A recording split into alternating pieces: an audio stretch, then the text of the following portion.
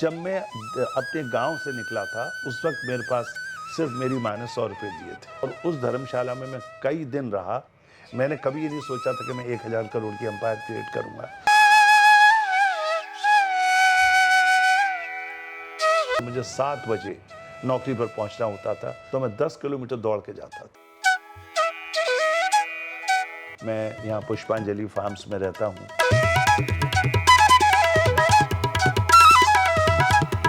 मैंने स्वामी जी अपने जीवन में 10 नेशनल अवार्ड्स लिए। राष्ट्रपति वेंकटरमन ने मुझे नेशनल अवार्ड दिया।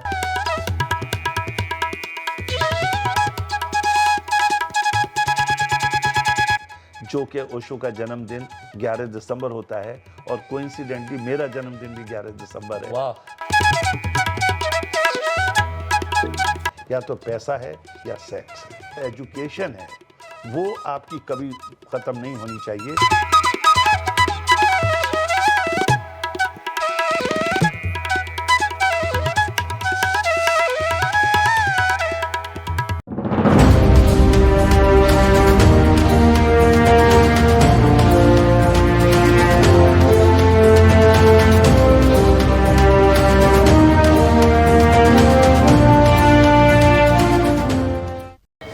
प्रणाम, नमस्कार। मैं राघव टीएनसी लाइव में आप सभी का हार्दिक स्वागत करता हूं। आज हम एक बहुत ही खास इंस्पायरिंग स्टोरी के साथ में आपके साथ में हैं। आज जो हमारे साथ में खास मेहमान हैं, अगर हम उनके बारे में बात करें तो मात्र 100 रुपये से उन्होंने अपने जीवन की एक ऐसी शुरुआत करी जहां से उनके कदम जो हैं आगे चलते हुए 1000 करोड़ तक के एम्पायर तक पहुंच गए। ज़िंदगी में उनकी एक ख़ास और बात कहें तो 75 साल की उम्र में उन्होंने पीएचडी की और अभी भी 83 साल की उम्र में वो लगातार पढ़ रहे हैं। ऐसे में हमें जानना ये बेहद ख़ास ज़रूरी, क्योंकि वो यहाँ से इंडिया से स्टडी करके अमेरिका भी गए, अमेरिका में अपनी नौकरी छोड़ाए, फिर वापस आए और मात्र 100 रुपये थे उनके पास में। और ख़ास तौर पे उन्होंने एक ऐसे होटल में उन्होंने अपनी वो रात गुजारी जहाँ पर उन्हें रूम भी रहने के लिए नहीं मिला। वहाँ पर छोटी सी जगह में उन्हें वो रात गुजर बसर करनी पड़ी और आज इतने बड़े एम्पायर के मालिक। एक बेहद ख़ास इंस्पायर स्टोरी के साथ में आज हम यहाँ पर हैं। हमारे साथ में बेहद ख़ास मेहमान हैं, आइए उनका स्वागत करें। हमारे साथ में हैं डॉक्टर गिरीश गुप्ता। बहुत बहुत स्वागत है। प्रणाम, नमस्कार। प्रणाम स्वामी जी। मैं आपसे एक ये बात जानना चाहूँगा सबसे पहले तो कि आपके जीवन में आप आज 83 वर्ष के हो चुके हैं और 75 की एज में आपने पीएचडी की है। शुरुआत से अगर हम शुरुआत करें, आपके जीवन में आप क्या अपने परिवार में किस तरह से पले बड़े, कहाँ जन्म हुआ? स्वामी जी, मैं एक छोटा सा टाउन है डिबाई, उत्तर प्रदेश में, डिस्ट्रिक्ट बुलंदशहर, वहाँ मैं पैदा हुआ और हाई स्कूल तक मैं वहीं पढ़ा। उसके बाद में मैंने प्री यूनिवर्सिटी और इंजीनियरिंग अलीगढ़ मुस्लिम यूनिवर्सिटी से पूरा किया और पूरा करने के बाद 18 साल की उम्र में, 18 साल से कुछ महीने कम थे, मैंने दिल्ली में आकर के डीसीएम ज्वाइन किया और वहाँ से मैंने सर्विस कैरियर शुरू किया। ट्रेनी इंजीनियर की हैसियत से शुरुआत की और मैं 18 साल में उसी ग्रुप में एक पूरी टेक्सटाइल मिल का जनरल मैनेजर बन गया था। वो उस कंपनी की हाईएस्ट पोजीशन थी। 7,500 वर्कर्स थे, करीब करीब वो 200 ऑफिसर्स थे। उसके बाद मुझे एक मौका मिला और मैं एक पेपर रीड करने के लिए जर्मनी गया। वहाँ पर हनोवर में सबसे बड़ा इंजीनियरिंग फेयर होता था हर साल, उसमें मुझे बुलाया गया था और उस पेपर रीडिंग के दौरान मुझको एक अमेरिकन कंपनी के सीनियर वाइस प्रेसिडेंट ने मुझे एक जॉब ऑफ़र दिया। उसने कहा कि अगर आप अमेरिका में जॉब में इंटरेस्टेड हैं तो ये एक जॉब ऑफ़र है, जो कि बहुत अट्रैक्टिव था। और उस वक्त तो मैंने उनको मना कर दिया था, मगर उन्होंने कहा कभी भी आपका मन करे तो आप मुझे लिखें और ये मेरा ऑफ़र ओपन है। मैं इंडिया वापस आया। इंडिया वापस आने के बाद में मेरे बच्चों के इम्तहान थे दो बेटे थे, दोनों एक ही क्लास में पढ़ते थे, 12वीं क्लास में। तो मेरी वाइफ हमेशा मुझ पर दबाव बनाया करती थी कि आप बच्चों को टाइम नहीं देते हैं, अपने कैरियर में ही लगे रहते हैं।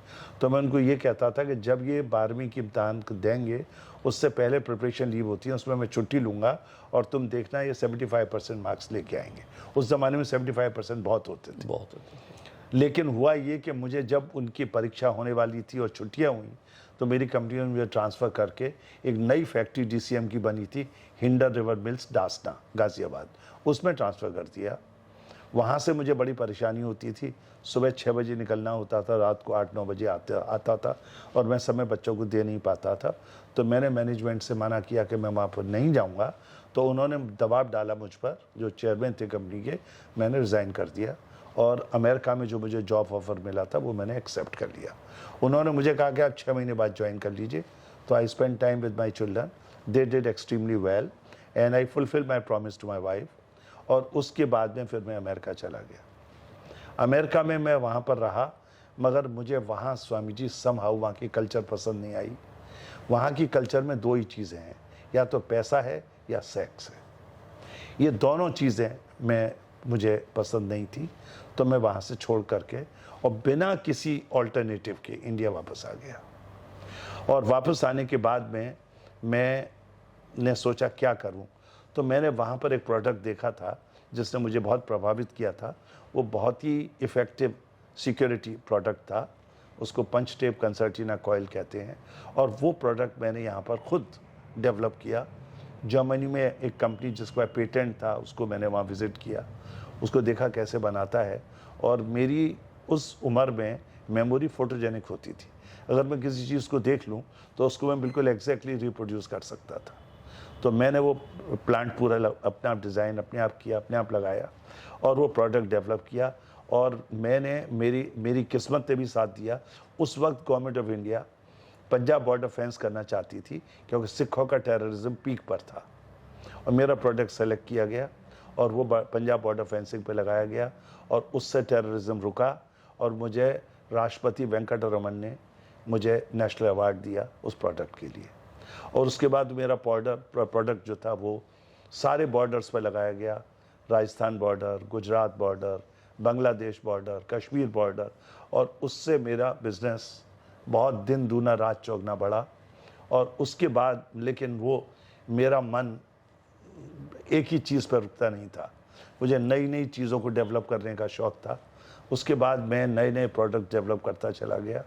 मैंने डिफेंस के लिए, ऑर्डिनेंस फैक्ट्रीज़ के लिए एमुनिशंस बनाने के प्लांट्स लगाए, जो कि पहले 100% विदेशी कंपनियां ही लगाती थी।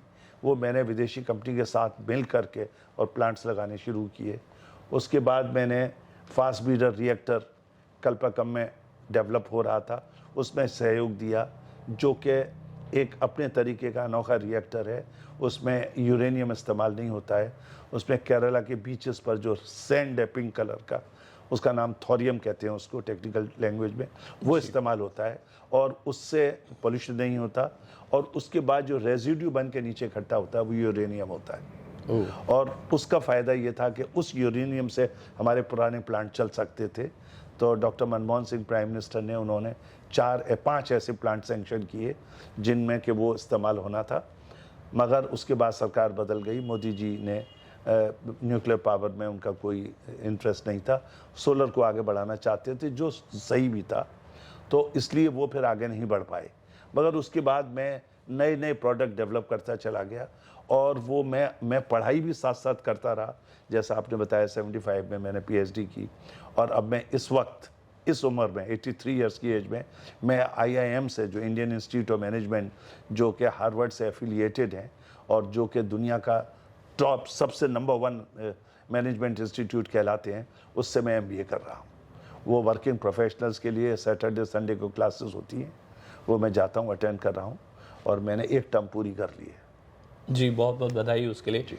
मैं आपसे जानना चाहूँगा कि जैसा आपने बताया कि थोड़ी देर पहले हमारी बात हुई थी जहाँ पर आपने कहा कि 100 रुपये आपके पास में थे जब मैं अपने गांव से निकला था दिल्ली में नौकरी करने के लिए, उस वक्त मेरे पास सिर्फ मेरी माँ ने 100 रुपये दिए थे। और उसके बाद मैं एक पुरानी दिल्ली स्टेशन के सामने एक धर्मशाला है लक्ष्मी नारायण, उस धर्मशाला में ठहरने की कोशिश की, क्योंकि मैं होटल में ठहर नहीं सकता था। और उस धर्मशाला में मैं कई दिन रहा, मगर उन्होंने मुझे रूम नहीं दिया था। रूम के ऊपर एक दुछत्ती होती थी, वो दे दी थी, उसमें ही मैं रहा करता था। और उसके बाद मैंने DCM में इंटरव्यू किया, DCM में मुझे जॉब मिला। फिर उसके बाद मैं वहाँ से निकल करके और एक दिल्ली एक्स सप्लाई अंडरटेकिंग की एक कॉलोनी होती थी, कॉलोनी त्रिपोलिया, उस कॉलोनी के जो इंचार्ज थे वो मेरे टाउन के ही रहने वाले थे, मिस्टर HR चतुर्वेदी। वो पर्सनल के हेड होते थे और वो उस कॉलोनी के भी इंचार्ज होते थे। तो उन्होंने मुझे एक प्राइमरी स्कूल का, जो कि कॉलोनी के क्वार्टर को इकट्ठा करके बनाया गया था, उसमें मुझे रहने का इंतज़ाम कर दिया था। दिन में स्कूल चलता था उसमें, और शाम को मैं नौकरी करके आ जाता था, सोने का इंतज़ाम हो जाता था। ऐसा कई महीने तक चलता रहा। और मैं उस स्कूल से मुझे 7 बजे नौकरी पर पहुंचना होता था। जाने का कोई साधन नहीं था, न ट्राम से जा सकता था, उस ज़माने में थी, न बस से जा सकता था। तो मैं 10 किलोमीटर दौड़ के जाता था और 7 बजे से पहले पहुंचता था और वहाँ पर नौकरी शुरू करता था। शाम को फिर बसों से, मेट्रो से उससे ट्राम से आ जाता था। ये मेरा चलता रहा। तो किसी ने वहाँ के जनरल मैनेजर को बताया कि आपका एक यंग ट्रेनी ऑफिसर ऐसा है जो 10 किलोमीटर रोज़ दौड़ करके आता है, नौकरी करता है। तो उनको पता लगा और उन्होंने मुझे बुला के पूछा, मैंने बताया, तो वो बहुत खुश हुए और उन्होंने प्रभावित होकर के मुझे कॉलोनी में आउट ऑफ टर्न एक क्वार्टर दे दिया। फिर मैं उसमें रहने लगा और उसके बाद में there was no going back. मैंने उस कंपनी में करीब 15 साल में 9 प्रमोशंस हासिल किए। मैं ट्रेनी इंजीनियर बना, असिस्टेंट इंजीनियर हुआ, फिर उसके बाद में सीनियर असिस्टेंट इंजीनियर बना, मैकेनिकल इंजीनियर बना, प्लांट इंजीनियर बना, वर्क्स इंजीनियर बना, चीफ इंजीनियर बना, जनरल मैनेजर बना। और उसके बाद फिर जैसा मैंने आपको बताया कि मैं अमेरिका, मुझे ऑफ़र मिला वहाँ, तो मैंने वो ज्वाइन कर लिया था। और उसके बाद में फिर जब मैं लौट के आया तो मैंने अपना काम शुरू किया और अपने काम में मेरा काम बढ़ता चला गया। उसके बाद मेरे बच्चों ने भी मुझे ज्वाइन किया। तो अभी मैं, जैसा आपने देखा, मैं यहाँ पुष्पांजलि फार्म्स में रहता हूँ और ये मेरी अपनी टावर है जिसमें मेरा ऑफिस है। ग्राउंड फ्लोर हमने ICICI बैंक को किराए पे दिया हुआ है और ऊपर के सारे फ्लोर हमारे पास हैं। और ये मेरे, और अब मेरा जो हमारा स्वामी जी का, शैलेंद्र सरस्वती जी के लिए जो आश्रम बनाया है पूरा हमने, जो उनके लिए, उसमें रेजिडेंस मैं बना रहा हूँ उनकी, और वो करीब करीब तैयार हो जाएगी। और ओशो के जन्मदिन के बाद, जो कि ओशो का जन्मदिन 11 दिसंबर होता है और कोइंसिडेंटली मेरा जन्मदिन भी 11 दिसंबर है, तो उस दिन उसका हमारा प्लान है, मुहूर्त करके स्वामी जी और मैं दोनों प्रवेश करेंगे। वह बहुत खूबसूरत। मैं उस जर्नी के बारे में भी बात करूंगा, लेकिन मुझे इससे जानना है कि क्या आपके सपने इतने बड़े थे कि आपने जो है उनको साकार करने के लिए पूरे अपने संघर्ष को लगा दिया? क्योंकि मात्र 100 रुपये लेकर के निकलना, उसके बाद में एक 10 किलोमीटर तक भाग करके अपनी नौकरी पर पहुंचना और उसके बाद में एक के बाद में एक अचीवमेंट करते हुए अमेरिका पहुंचना, अमेरिका से वापस हिंदुस्तान आना, और क्योंकि उम्र के बहुत अलग अलग जो पड़ाव होते हैं उनमें हम लोग जो हैं इस तरह से चलते हैं कि आम तौर पर इंसान जो है शायद थक करके रुक जाता है, लेकिन आपकी जो ज़िंदगी की जो कहानी है वो एकदम अलग है, एक बहुत ही ख़ास बनाती है कि जहाँ पर आप अपनी उम्र के हर पड़ाव पर शायद और आगे तेज़ी से बढ़ने के लिए इंस्पायर होते रहे। क्या इंस्पायर करता था आपको? स्वामी जी, मैं आपको बताता हूँ, उस वक्त मुझे अच्छी तरह याद है, जब मेरा नौकरी के लिए DCM में इंटरव्यू हुआ तो डॉक्टर भरतराम चेयरमैन थे। उन्होंने मुझसे एक सवाल पूछा, young man, what is your ambition in life? तो मैंने उनको कहा कि sir, I want to become a chief engineer. That was my ambition at that time, which I became in couple of years. मगर जब मैं चीफ इंजीनियर बना तो what next? So I kept on shifting. मैं अपने जो मेरे पड़ाव थे उनको मैं शिफ्ट करता चला गया। मैंने कभी ये नहीं सोचा था कि मैं 1000 करोड़ की एम्पायर क्रिएट करूंगा या मैं कुछ और करूंगा, बट लेकिन मैं, as the time came, I kept on shifting my targets, और मैं उनको हासिल करता चला गया। और उनको हासिल करते चले जाने के बाद में, मगर मेरी एक इच्छा रहती थी कि मैं पढ़ाई पूरी नहीं कर सका जितनी मैं करना चाहता था। तो वो मैंने फिर हासिल करनी शुरू की। मैंने पहले एमटेक किया, फिर मैंने वो नौकरी के दौरान किया, फिर मैंने पीएचडी की, और अब मैं आईआईएम कर रहा हूँ अपने बिजनेस के दौरान। तो ये मेरी जो मेन एम्बिशन है, बिकॉज मैं हमेशा सोचता हूँ कि जो एजुकेशन है वो आपकी कभी ख़त्म नहीं होनी चाहिए, बिकॉज लर्निंग नेवर एंड्स। ये मेरा मैसेज है कि learning never ends, you must keep on learning as you go through life. पर ज़्यादातर लोग जब पढ़ने की बात करें, ज़्यादातर क्या होता है कि 20, 25, 30, 35 साल की उम्र में आकर के रुक जाते हैं। जैसा अब आपने कहा कि भाई लर्निंग जो प्रोसेस है वो हमेशा चलते रहना चाहिए, और आज 83 साल की उम्र में भी आप आईआईएम से जो है आप अपना एमबीए कर रहे हैं जी। लेकिन आपको पीएचडी के लिए कैसे आप इंस्पायर हुए, और क्या उसमें आपके घर परिवार की तरफ से क्या सहयोग मिला और क्या बाधाएं आईं? क्योंकि पढ़ना ज़्यादातर इंसान को लगता है कि अब हमारी नौकरी लग गई है, हम कोई बिजनेस शुरू कर दिया है, तो बस पढ़ना हमारा बहुत हो गया। स्वामी जी, मुझे पढ़ने का बहुत शौक़ रहा, जैसे मैंने बताया, और मैं हमेशा महसूस करता था कि मैं पढ़ाई पूरी नहीं कर पाया। मुझे पढ़ने के मामले में मेरी पत्नी ने बहुत सहयोग दिया। उन्होंने हमेशा मुझे एनकरेज किया, और उसके साथ साथ मैं खुद, चूँकि मेरे अंदर बड़ी उमंग थी पढ़ने की, तो वो मेरी लालसा कभी ख़त्म नहीं हुई। पहले मेरा गोल हुआ मैं एमटेक कर लूँ। एमटेक के बाद चूँकि नेक्स्ट सिर्फ पीएचडी कर सकते थे, तो मैंने कहा मैं पीएचडी कर लूँ। तो मैंने पीएचडी की। पीएचडी करने के बाद में आईआईएम नहीं कर सकते, क्योंकि आईआईएम के लिए आपको फुल टाइम एडमिशन लेना होता है। लेकिन आईआईएम ने अभी शुरू किया है, ये पहला बैच है मेरा, जो वर्किंग प्रोफेशनल्स के लिए दिल्ली में ही शुरू किया है उन्होंने। और वो एक आईआईएम एक बहुत, मतलब आईआईएम के जो एमबीए होते हैं उनको एक बड़ी ऊंची निगाह से देखा जाता है, मतलब उससे ऊपर और कुछ नहीं है दुनिया के अंदर। जो ये हार्वर्ड से एफिलिएटेड हैं, तो उसका मेरा जब मुझे पता लगा कि ऐसा यहाँ शुरू हो रहा है दिल्ली में, तो मैंने उसको ज्वाइन कर लिया। और ज्वाइन करके वो कोई फ़र्क नहीं पड़ता है, क्योंकि सिर्फ शनिवार और इतवार को क्लासेस होती हैं, तो मैं 2 दिन चला जाता हूँ। 5 डेज़ ऑफिस में काम करता रहता हूँ। ऑफिस में मेरे पास कोई अब इस वक्त बहुत जिम्मेवारी का काम नहीं है, क्योंकि मेरे बच्चों ने ज्वाइन कर लिया है। मेरा ग्रैंडसन भी मेरे साथ अमेरिका से, उसने एमटेक किया है बॉस्टन यूनिवर्सिटी से, वहाँ से पढ़ के, और उसके बाद वो भी यहीं पर ही कंपनी में काम करता है। तो कोई मेरे पे बहुत दबाव नहीं है। मैं सिर्फ कंपनी का चेयरमैन हूँ, तो चेयरमैन का काम सिर्फ मीटिंग्स अटेंड करना या कोई पॉलिसी डिसीजंस लेना ये होता है। तो उसके लिए मैं अपने को कोई बहुत दबाव में महसूस नहीं करता हूँ। मगर पढ़ने का चूँकि मुझे बड़ा मज़ा आता है, तो खाली वही 2 दिन पढ़ने के नहीं है, उसके बाद बहुत सारा होमवर्क मिलता है, वो सब मैं करता रहता हूँ। और मुझे ऐसा लगता है कि एक टर्म मैंने पूरी कर ली है, उसका 2-1 दिन में रिजल्ट आने वाला है। I am sure I will get at least A. जी, जैसा भी आपने कहा कि आप हफ्ते में 2 दिन पढ़ने के लिए जाते हैं, और उसके बाद में 5 दिन में भी समय निकालना पड़ता है, क्योंकि होमवर्क मिलता है और बहुत सारी चीज़ें होती भी हैं। तो ऐसे में अगर हम आपके बिज़नेस को लेके बात करें, आपने कहा कि अब आप चेयरमैन हैं, ज़्यादा समय नहीं देना होता, लेकिन फैमिली के लिए, पढ़ाई के लिए, और ऑब्वियसली अगर आप चेयरमैन भी हैं तो बहुत सारी जिम्मेदारियां फिर भी रहती हैं आपके कंधों पर। तो कैसे हर चीज़ को कैसे मैनेज करते हैं? क्योंकि ज़्यादातर लोगों के पास में, जब लोग चाहे वो बिज़नेस करते हैं, चाहे वो नौकरी पेशा होते हैं, उनके पास में समय फैमिली के लिए ज़्यादा नहीं निकल पाता। कैसे निकालते हैं समय? स्वामी जी, मैं जॉइंट फैमिली में रहता हूँ। मेरा छोटा बेटा और मेरी बहू मेरे साथ रहती है। तो घर की कोई जिम्मेवारी मेरे पास नहीं है, ना मेरे पास है ना मेरी पत्नी के पास है। मेरी बहू बिल्कुल हीरा है।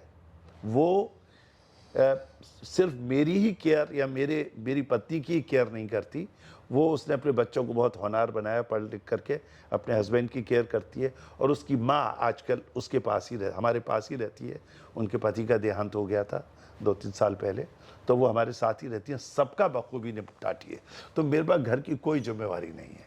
सिर्फ मेरी पति को कहीं जाना होता है इधर उधर, तो वो मैं उनका साथ देने की कोशिश करता हूँ।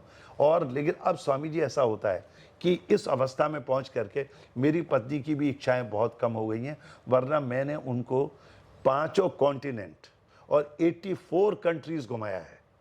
84 कंट्रीज स्वामी जी, मैं उनको लेके अपने साथ गया हूँ और 5 कॉन्टिनेंट मैंने घुमाया। और हिंदुस्तान में कोई स्टेट ऐसी नहीं है जहाँ मैंने नहीं घुमाया हो उनको, उसमें मैंने अपने बच्चों को भी घुमाया है।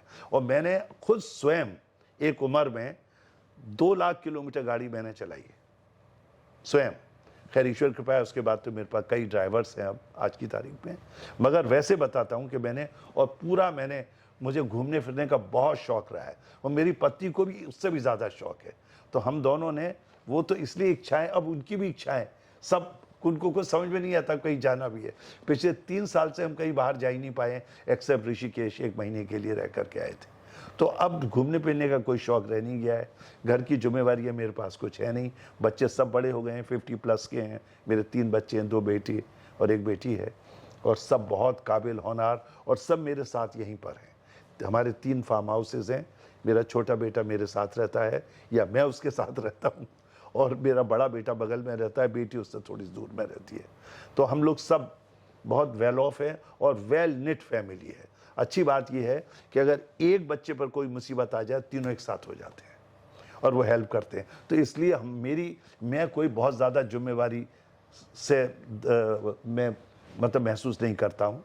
और मुझे इसलिए मैं बड़े मन से, जैसे मैंने बताया कंपनी में मुझे सिर्फ डिसीजन मेकिंग, पॉलिसी मेकिंग ये मैं चूँकि इतना स्वामी जी तजुर्बा हो चुका है 1960 से, और नाउ अगर आप हिसाब लगाएं तो 64 साल का, 64 ईयर्स का एक्सपीरियंस है मुझे। तो मेरे लिए बहुत आसान है वो फैसले लेना। किसी और के लिए शायद समय और वो चाहिए, बट मैं जो लेता, और मेरे साथ एक ईश्वर की बड़ी कृपा रही है कि मैंने आज तक जो फैसले लिए, मेरा कोई फैसला गलत नहीं हुआ है। मैंने हर फैसले को सही लिया है और उसकी वजह से मैंने तरक्की की है। मेरा आईक्यू टेस्ट किया गया था, all India institute of medical science के एक साइकोलॉजिस्ट हैं, उन्होंने करके और मुझे रिपोर्ट दी। मेरा आईक्यू 147 पॉइंट समथिंग है, which is equivalent to the IQ of Bill Gates. And मैं शायद अब मुझे एहसास हुआ कि मैंने पूरी ज़िंदगी में क्यों सही फैसले किए हैं और जिसका कि मुझे फ़ायदा मिला और मैं इस पोजीशन पे पहुंचा। जी, आपकी ज़िंदगी 83 साल आपने पूरे कर लिए हैं, होने वाले हैं तकरीबन, और अगर हम आपको देखें तो आप फिर भी बहुत एनर्जेटिक रहते हैं। क्या ऐसे आपके जीवन में है जिसमें आप अपने खान पान का कैसे ध्यान रखते हैं कि आप इतने एनर्जेटिक कैसे रह पाते हैं? स्वामी जी, 2 ही चीज़ें हैं। एक तो मैं प्योर वेजिटेरियन हूँ, दूसरा ये कि जितना भी मुझे समय मिलता है उसमें सिर्फ मैं ओशो को सुनता हूँ। ओशो के प्रवचन को मैं कम से कम 24 घंटे में 1 घंटे ज़रूर सुनता हूँ। मैं रात को सोता हूँ तो सुनते हुए सोता हूँ, सुबह उठता हूँ तो सुनते हुए उठता हूँ। तो ये उससे मुझे बड़ा मोटिवेशन मिलता है। और ओशो मेरे गुरु हैं, और अब स्वामी शैलेंद्र सरस्वती मेरे गुरु हैं। वो मुझे बहुत मोटिवेट करते हैं और मुझको बहुत अच्छे लगते हैं। उनका हमने नाम भोले बाबा रखा हुआ है। अब आपने जिससे बात की है, 78 ईयर की एज में आपने ओशो का संन्यास लिया स्वामी शैलेंद्र सरस्वती जी से। कैसे आपको ख्याल आया, कैसे आपका जुड़ना हुआ? मैं स्वामी जी पहली दफ़ा ओशो के दर्शन मैंने यूएसए में किए थे। वहाँ मैंने उनका प्रवचन सुना था, उससे मैं बहुत प्रभावित हुआ। उसके बाद वो इंडिया वापस आ गए और उसके बाद मैं भी आ गया था।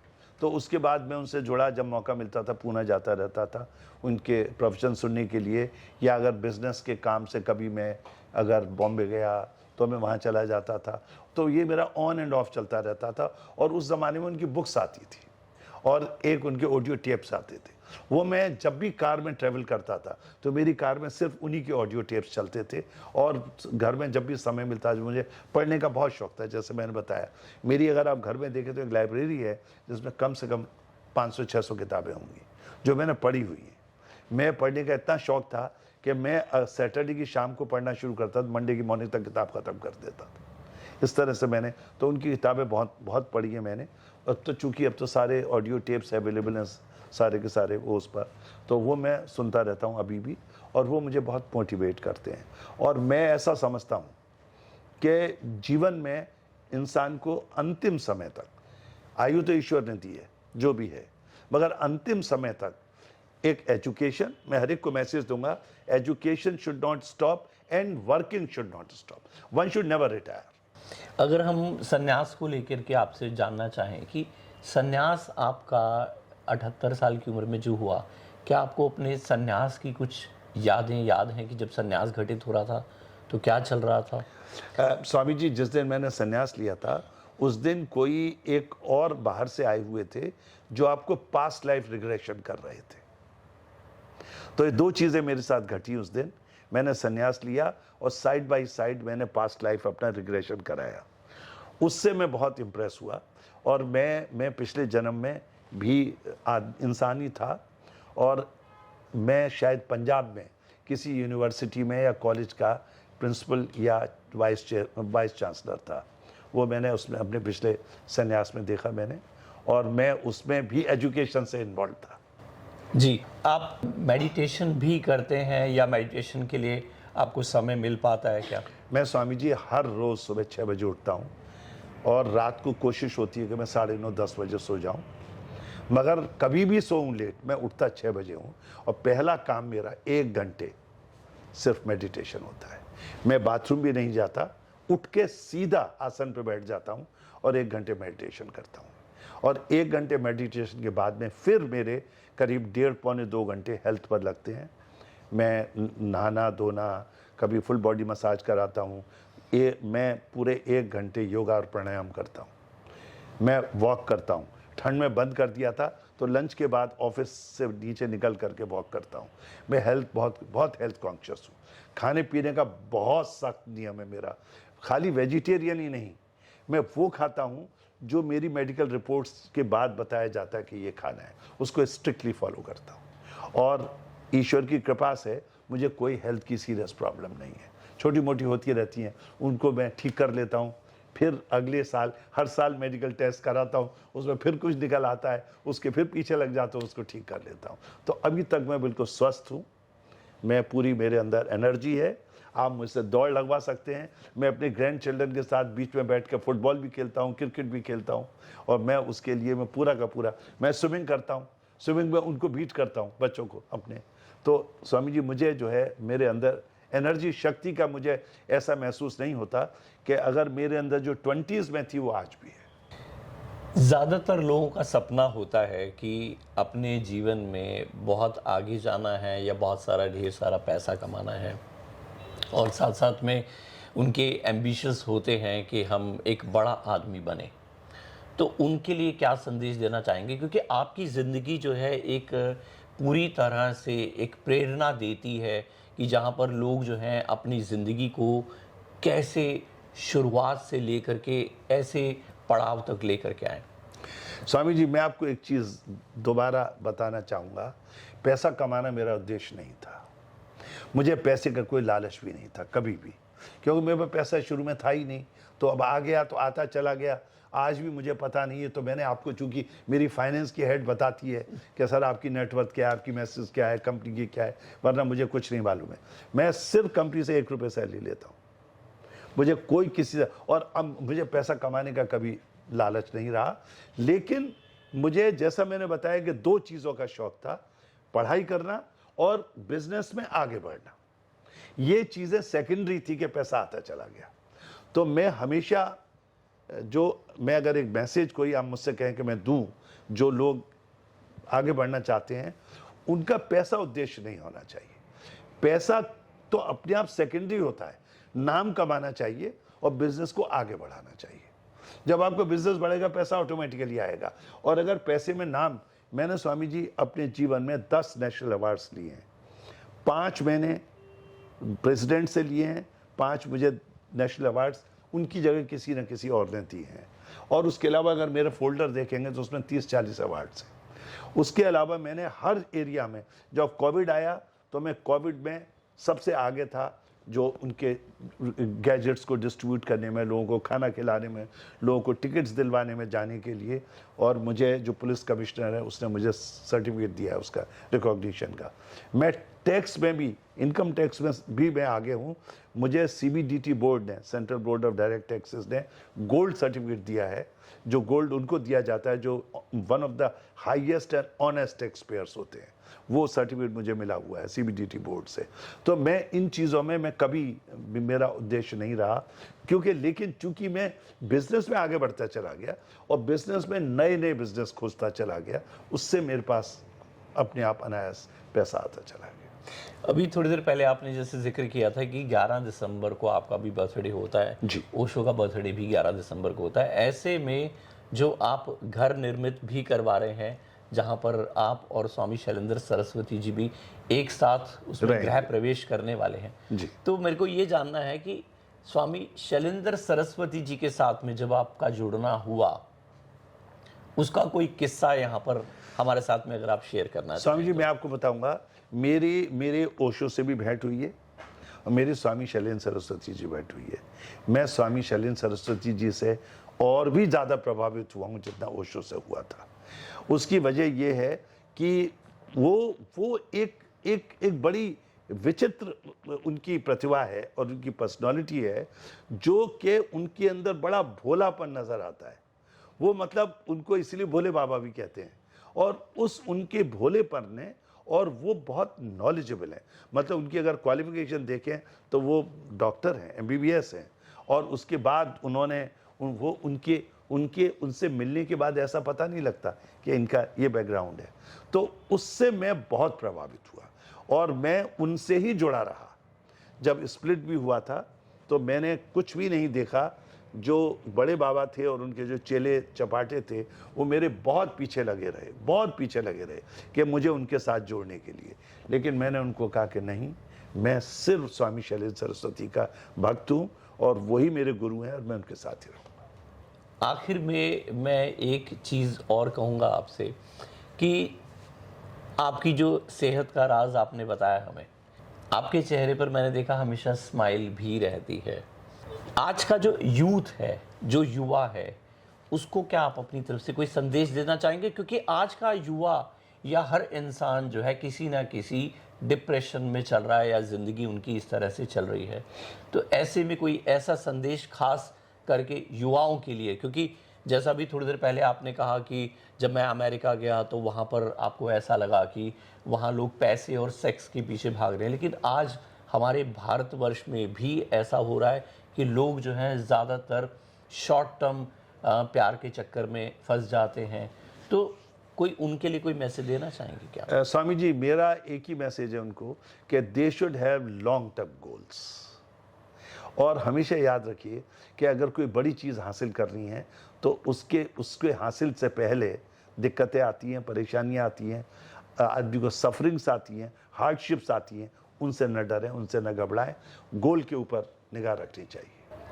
बहुत बहुत शुक्रिया, आपसे बात करके बहुत मज़ा आया और मुझे लगता है कि जो इनकी इंस्पायरिंग स्टोरी है उससे हमें भी प्रेरणा मिलती है और हम अपने जीवन को भी और ज़्यादा बेहतर कर सकते हैं। 83 साल की उम्र में भी आज पढ़ रहे हैं डॉक्टर गिरीश गुप्ता, और अपने जीवन को वो लगातार सभी को यही मैसेज देते हैं कि हमें पढ़ना चाहिए और अपने उद्देश्य, अपने लक्ष्य की ओर बढ़ते रहना चाहिए। बहुत बहुत शुक्रिया हमारे साथ जुड़ते रहने के लिए। Thank you. प्रणाम स्वामी जी, प्रणाम।